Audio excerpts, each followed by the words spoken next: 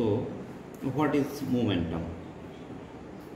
Momentum হচ্ছে, ধরো কোনো একটা বস্তুকণা আছে,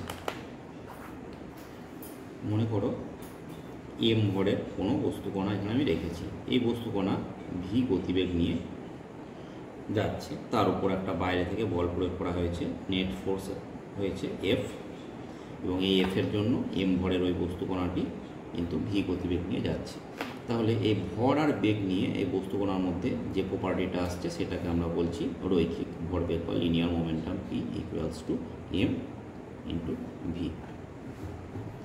এখন যে নিউটনের দ্বিতীয় গতিসূত্রে আমরা একটা ম্যাথমেটিক্যাল ইকুয়েশন পেয়েছিলাম, কি পেয়েছিলাম? সেটা হচ্ছে F net equals to m a, মানে এম ভরের বস্তুতা, তার উপর কী হবে এ ত্বরণ, সে এ ত্বরণ নিয়ে এফ নেটের দিকে চলতে থাকবে। তো সেটাই ছিল নিউটনের সেকেন্ড ল অফ মোশন। তো এখন আমরা এই সেকেন্ড ল অফ মোশনটা মোমেন্টাম দিয়ে যদি লিখি তাহলে আমরা কী লিখব সেটা দেখি। এখন দেখো এম একে আমরা কি লিখতে পারি? ডিভি ডিটি, এটা লিখতে আমাদের কোনো অসুবিধা নেই। তাহলে F net equals to M DV DT. এখন এই ডিভি ডিটি এটাকে যদি আমি এমটাকে ঢুকিয়ে নিই ডেরিভেটিভের উপর ভিতরে, অর্থাৎ এম যদি কনস্ট্যান্ট হয় তাহলে কি আমি লিখতে পারবো? D D T of M into V. এখানে বলা হচ্ছে কি এম কনস্ট্যান্ট, অর্থাৎ টাইমের রেসপেক্টে এম চেঞ্জ করলাম, তাহলে D D T of M V আমরা লিখতে পারবো। সেক্ষেত্রে কি লিখব? ডি ডিটি অফ পি, অর্থাৎ এফ নেট ফোর্স হচ্ছে কি ডি ডিটি অফ পি। তাহলে এটা হচ্ছে নিউটনের second law in terms of কি মোমেন্টাম। তাহলে এটা আমরা পেলাম। এই ইকুয়েশনটাই আমরা কাজে লাগাবো কিসে? Rocket motion. আসছি এরপরে পরের যখন আসবো পয়েন্টগুলোতে সেগুলোতে আমরা এটা কিন্তু আলোচনা করব।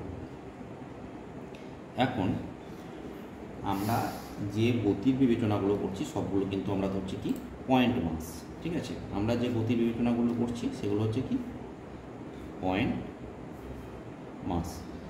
কিন্তু আমরা বাস্তবে কী হয়, একটা লার্জ অ্যামাউন্ট অফ বডি হতে পারে, হ্যাঁ, তাহলে কি হবে? সেখানে কি প্রত্যেকটা বিন্দুতে পয়েন্ট মাসগুলো আছে। তো সেক্ষেত্রে আমরা এই লার্জ বডিটাকে কি কনসিডার করব? একটা পয়েন্ট কনসিডার করব, যেখানে কি হবে এই লার্জ বডির মাস ক্যাপিটাল এম, তাকে মনে করব যে এই পয়েন্টের মধ্যে এই ক্যাপিটাল এমটা ঢুকে আছে। তাহলে এর গতি বিবেচনা করলে কিন্তু আমার লার্জ বডির মোশনটাও কিন্তু বিবেচনা করা হয়ে যাবে। এখন এই লার্জ বডির উপর যে নেট ফোর্স থাকবে সেটাও কিন্তু এই বিন্দুর উপরে নেট ফোর্স কাজ করছে বলে আমরা ধরবো। অর্থাৎ এখানে যদি আমি একটা ফোর্স দিই তাহলে কি এই ফোর্সটা কী হবে? এই বিন্দুর উপর পড়বে, সে হবে F1, এরকম আর একটা বিন্দুর উপর পড়বে, সে হবে F2। তার মানে কি এখানে টোটাল F মানে হচ্ছে F1 plus F2 plus dot dot dot আরও যত বিন্দু আছে, সেরকম ধরনের এই এফটা হচ্ছে সেই নেট ফোর্স, যেটা সেই নেট ফোর্সটা হচ্ছে sum of the forces acting on particles, সে M1 M2 M3 M4 M5 আরও যতগুলো আছে, সেরকম ধরনের সমস্ত ফোর্সটাই কিন্তু এখানে কাজ করছে। এই কেসের ক্ষেত্রে এই বিন্দুটাকে বলা হয় কি centre of mass, centre of mass. এখন সেন্টার অফ মাস নিজে একটা বড় একটা চ্যাপ্টার, হ্যাঁ, তোমাদের ক্লাস 11-এ সেন্টার অফ মাস নিয়ে বিশেষ কিছু নেই, জাস্ট এটা বললাম যে একটা বড় লার্জ বডিকে যদি আমরা কনসিডার করি তাহলে সেক্ষেত্রে পয়েন্ট মাসের কথা বিবেচনা করলে মনে করবো যে সেই পয়েন্টের মধ্যে পুরো বডির মাস কেন্দ্রীভূত আছে। এটাই হচ্ছে কিন্তু সেন্টার অফ মাসের একটা জেনারেল কনসেপ্ট। এখন যদি বলেই থাকি যে সেন্টার অফ মাস জিনিসটা কি, মনে করো একটা কোঅর্ডিনেট সিস্টেম আমি আঁকি এক্স ওয়াই। এখন এখানে একটা বস্তু আছে যার ভর এম, আর এখানে আর একটা বড়ো বস্তু আছে যার ভর ক্যাপিটাল এম। এখন এই দুটো বস্তুর উপর আমার কোনো বল প্রয়োগ করছে, তখন এই দুটোকে নিয়ে কি হচ্ছে একটা two body system, two body system. তাহলে এই টু বডি সিস্টেমকে উপরে যখন এই বাইরের এক্সটার্নাল ফোর্স যে একটা রেজাল্ট্যান্ট ফোর্স কাজ করবে সেটা ধরবো, তখন এই টু বডিকে নিয়ে কি আমি কি করবো কি M1 এর উপর একবার ওই ফোর্স অ্যাক্ট করবে, ক্যাপিটাল এম এর উপর ওই ফোর্স একবার অ্যাক্ট করবে, সেটা কিন্তু ভাববো না। আমরা এই দুজনের একটা সেন্টার অফ মাস এই যে জায়গায় থাকবে CM লিখলাম, এ হচ্ছে এই দুটো বডি সেন্টার অফ মাস। হ্যাঁ, তাহলে এই সেন্টার অফ মাস কত দূরে আছে এখান থেকে সেটা বের করবো, দিয়ে এই বিন্দুর আমরা কিন্তু গতি বিবেচনা করবো, যেটা রিপ্রেজেন্ট করবে M এবং ক্যাপিটাল M দুটো বস্তুকেই। তো এটাই হচ্ছে কি সেন্টার অফ মাসের ধারণা আর কি। তো এরপর আমরা চলে আসব মোমেন্টাম, হলো মোমেন্টামের পর একটা কনজারভেশন অফ লিনিয়ার মোমেন্টাম, সেটাই চলে আসবো।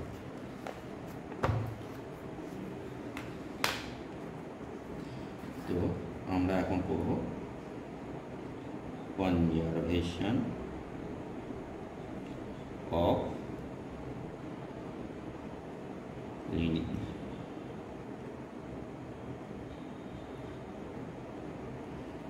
Conservation of linear momentum.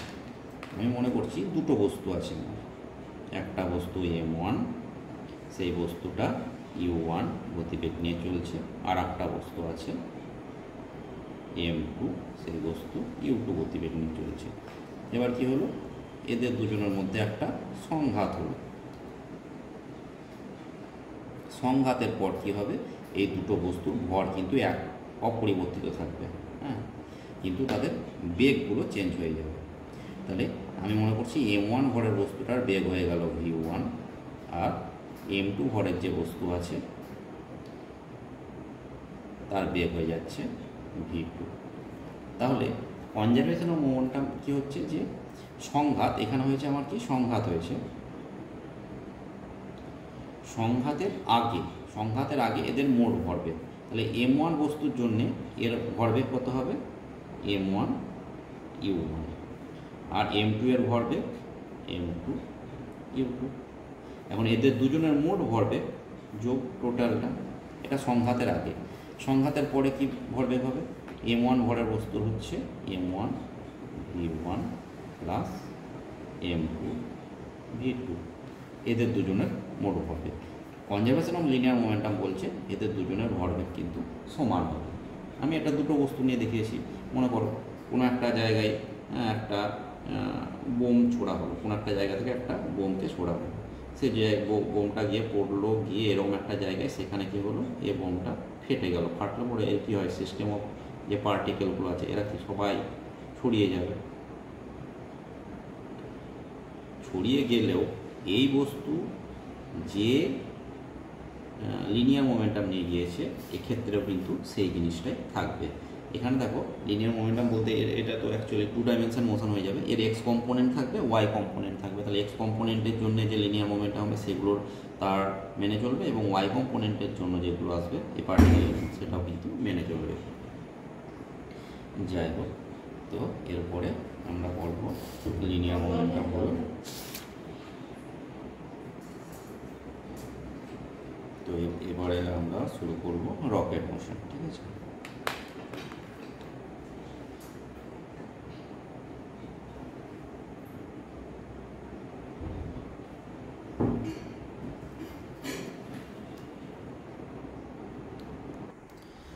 তো চলো সংঘাতের আগে আর সংঘাতের পরে রকেট মোশনের ছবি এঁকে ফেলি। তাহলে এটা হচ্ছে একটা রকেট,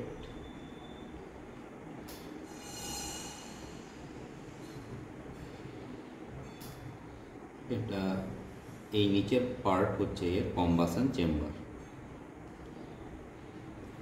তাহলে এই রকেটের ভর ধরে নিচ্ছি capital M, R A V velocity নিয়ে এগিয়ে যাচ্ছে।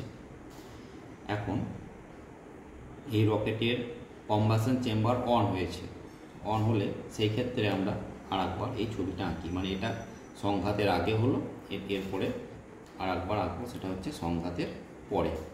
হ্যাঁ, তাহলে সেই ছবিটাও এঁকে ফেলি।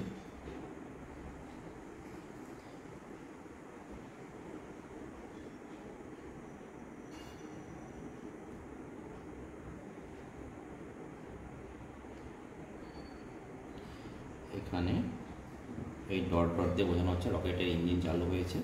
এখন এই দুটো আলাদা করব।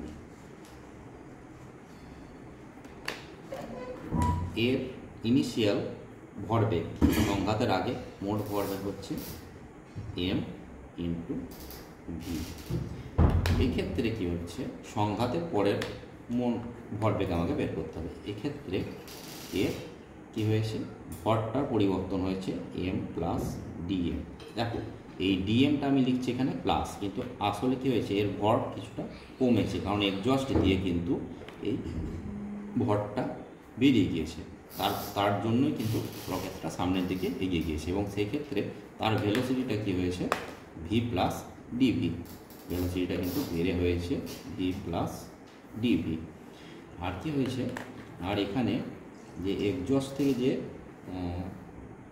ভর সেটা হচ্ছে মাইনাস ডি এম, আর তার গতিবেগ আমি ধরে নিচ্ছি ইউ।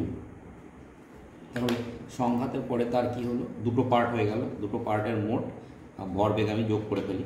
এটা হচ্ছে minus D M into U plus রকেটের এটার জন্য হচ্ছে M plus D M into V plus D V.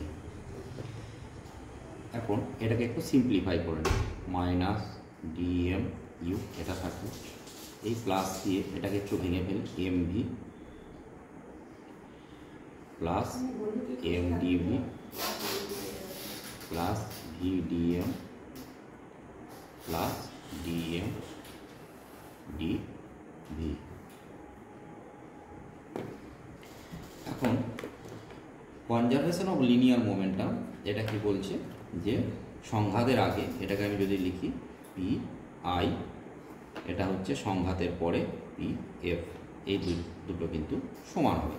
তাহলে এক্ষেত্রেও তাহলে যে জিনিসটা আসবে সেটা হচ্ছে M V equals to minus D M U plus M plus D M into V plus D V. এই রকেট মোশনটা আমরা দেখছি কোথায়, এই রকেট মোশনটা আমরা বিবেচনা করছি স্পেসে, যেখানে অ্যাক্সিলারেশন ডিউ টু গ্র্যাভিটি নেই, জি জিরো, আর কি কোনো এয়ার রেজিস্ট্যান্স নেই, এয়ার ড্র্যাগ এটাও জিরো। তাহলে এরকম একটা জায়গায় আমরা কি আর্থ থেকে হয়তো এটা দেখছি, তাহলে আমাদের এর রেসপেক্টে একটা রিলেটিভ ভেলোসিটি নিয়ে আমাদের একটা কারবার করতে হবে। তো দেখি, চলো শুরু করি। তো এখন আমরা রিলেটিভ স্পিডটা বের করব।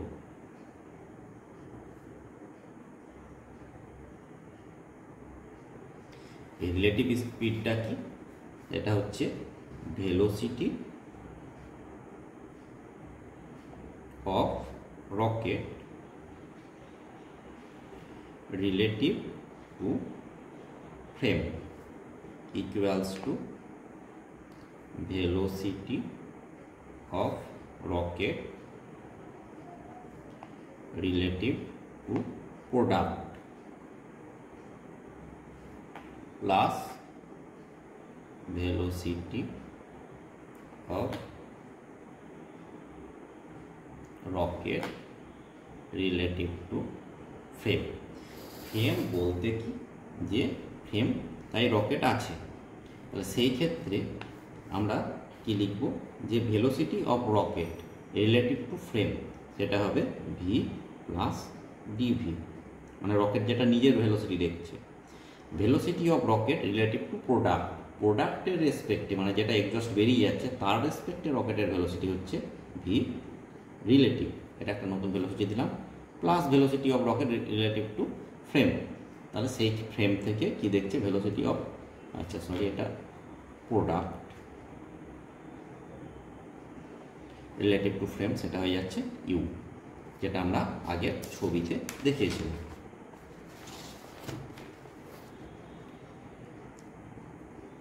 যে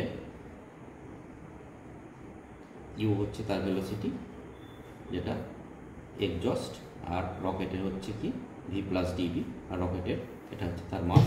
এবং এই ক্যালকুলেশানটা আমরা এর আগে করেছিলাম, তো এই ক্যালকুলেশানে আমরা কিন্তু এবার এই রিলেটিভ ভেলোসিটিটা আমরা পুট করব।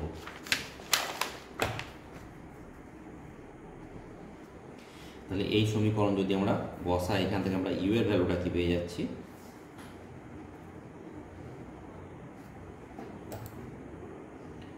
You equals to V plus D V minus V relative. এই সমীকরণটা কিন্তু ওখানে আবার বসিয়ে দেবো। তাহলে বসিয়ে দিলে কি পেয়ে যাচ্ছি আমরা, এখানে যে সমীকরণটা একবার লিখে ফেলি, সেটা হচ্ছে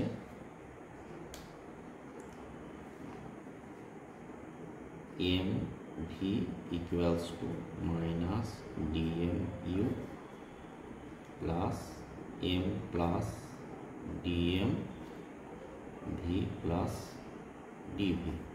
এবার এই সমীকরণে আমরা ইউকে রিপ্লেস করব, তাই তো? সেইটা যদি রিপ্লেস করি তাহলে কি আসছে, এটাকে আর একটু ভেঙে দিই, মাইনাস ডিএম ইউ এর জায়গায় এখানে কি বসিয়ে দেবো, V plus D V minus V relative plus এখানে যা যা আছে M plus D M into V plus DV. এখন দেখো এখানে মাইনাস সাইন আছে, ভি প্লাস ডিভি আছে, তাহলে এম ভি প্লাস ডিভি এই পুরো টার্মটা কিন্তু কেটে যাবে। তাহলে এখানে পড়ে থাকছে কি, মাইনাস ডিএম ইন্টু ভি, আচ্ছা এটা হয়ে যাচ্ছে মাইনাস মাইনাসে plus D M into V relative. এই টার্মটা সার্ভাইভ করবে, এটা তো পুরো কেটে যাবে।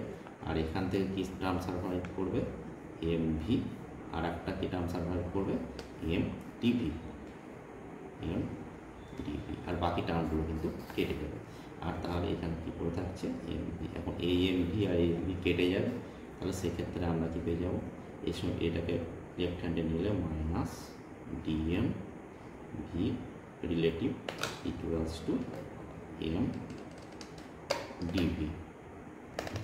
এখন দুজনকে দুই দিক যদি টি দিয়ে ভাগ করে দিই তাহলে এই সমীকরণটা দাঁড়িয়ে যাচ্ছে কি, মাইনাস ডিএম ডিটি, আর এখানে ভি রিলেটিভ ভেলোসিটি সমান হচ্ছে কি এম ডিভি ডিটি। তাহলে এই সমীকরণটা এখানে আরেকটু সিম্পলিফাই করব। তাহলে সমীকরণটা আর একবার লিখে ফেলি,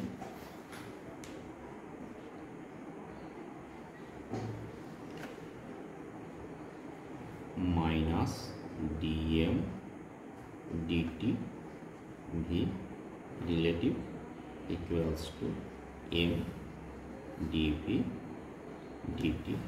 এখন এই ডিএম ডিটিকে রিপ্লেস করব মাইনাস আর সাইন দিয়ে, dm dt equals to minus r. তার কারণ কি, এই ডিএম ডিটি এই মাসটা তো রকেটের কমছে, সেটাকে rate of change of decreasing mass, সেটাকে আমরা মাইনাস আর বলছি। তাহলে সেক্ষেত্রে কী হয়ে যাচ্ছে, ইকুয়েশনটা কী দাঁড়াচ্ছে, যে r v relative equals to m a, এই এটা হয়ে যাচ্ছে কি রকেটের অ্যাসিলারেশন।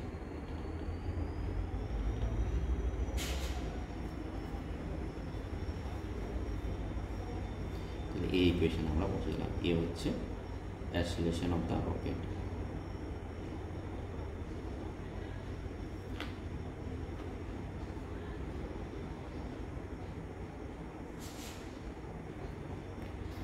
এখন এখানে কি হচ্ছে, যে এই পুরো পোর্শনটা আমরা যেটা লিখেছি আর ভি রিয়েল মানে রিলেটিভ ভেলোসিটি, আর ইন্টু ভি রিলেটিভ ভেলোসিটি, এই পুরোটা কি, এই পুরোটা হচ্ছে যেটা রকেটের এক্সজস্ট পাইপ থেকে বেরোচ্ছে। আমি রকেটের ছবিটা আর একবার আনছি, যে ছবিটা এঁকেছিলাম।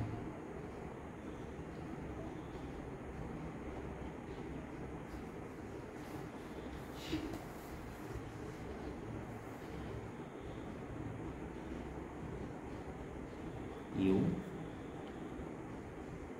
ডিএম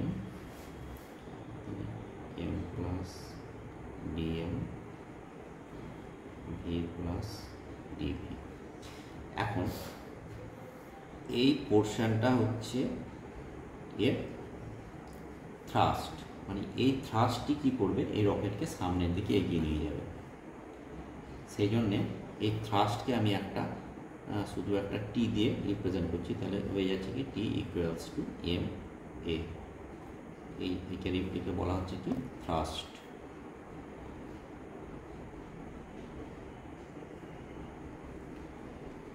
এটা হচ্ছে রকেটের থ্রাস্ট। এখন কি করব, এর ভেলোসিটিটা আমরা বের করব। তাহলে ভেলোসিটিটা বের করতে গেলে আমি কি করব, যে ডিভি সমান কি আসবে, এই সমীকরণটা থেকে আমি নিচ্ছি যে ডিভি। তাহলে ডিভি সমান কি আসবে, ডিভি সমান হচ্ছে কি মাইনাস ভি রিলেটিভ ইন্টু কি ডিএম বাই এম। দেখো আমি প্রথমে যে সমীকরণটা নিয়েছিলাম, যে এই সমীকরণটার কথা বলছি, dm into relative velocity equals to M dv. তো সেখান থেকে আমি কিন্তু এই সমীকরণটা থেকে এটা পেয়েছি। এখন এর ভেলোসিটি বের করতে গেলে আমি কিন্তু দুই দিকে ইন্টিগ্রেট করব। তাহলে ইন্টিগ্রেশন করে ফেলি, integration dv equals to minus relative velocity integration dm by m. এখন ভেলোসিটি কী হয়েছে, ধরো ভি আই থেকে ভি এফ ফাইনাল গিয়েছে, সেক্ষেত্রে মাস কি থাকছে, ইনিশিয়াল এম আই থেকে মাস ফাইনাল এম, এটা হচ্ছে তার লিমিট। একে ইন্টিগ্রেট করলে সিম্পল পেয়ে যাবো, এখান থেকে কি পেয়ে যাবো,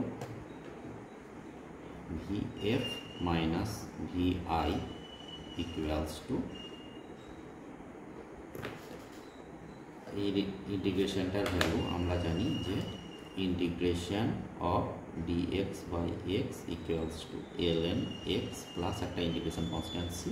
যদি লিমিট থাকে তাহলে ইন্টিগ্রেশন কনস্ট্যান্টটা আমাদের আর দিতে হয় না, সেক্ষেত্রে আমি এটাকে একবারে সলিউশন করে লিখে দিচ্ছি কি ভি রিলেটিভ, এটাই থাকলো, এটা হয়ে যাবে ln, আচ্ছা মাইনাস সাইনটা যদিও বা থাকে তাহলে মাইনাস দিলাম, এখানে একটা ব্র্যাকেট দিয়ে দিলাম, ln mf minus ln m i, এই মাইনাসটাকে এর ভেতরে ঢুকিয়ে দিলে কী হবে, ভি রিলেটিভ ln, এখানে একটা মাইনাস সাইন চলে আসবে, এটা প্লাস হয়ে যাবে, এবং সেক্ষেত্রে ln m i by m f, এভাবে লিখে দিলাম।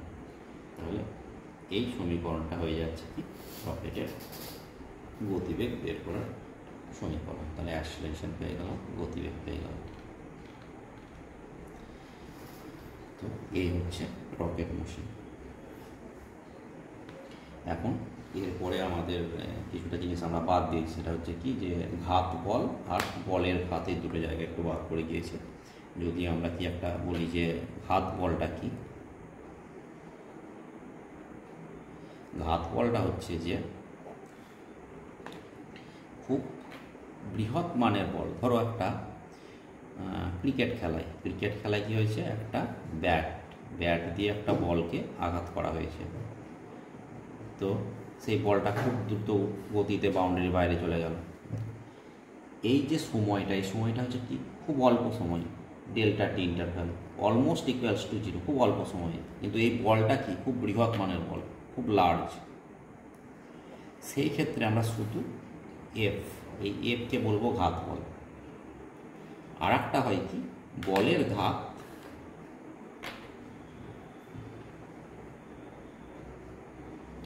মানে বল ইনটু টাইম, মানে কিছুটা সময় ধরে যে বলটা কাজ করছে সেটা হচ্ছে বলের ঘাত।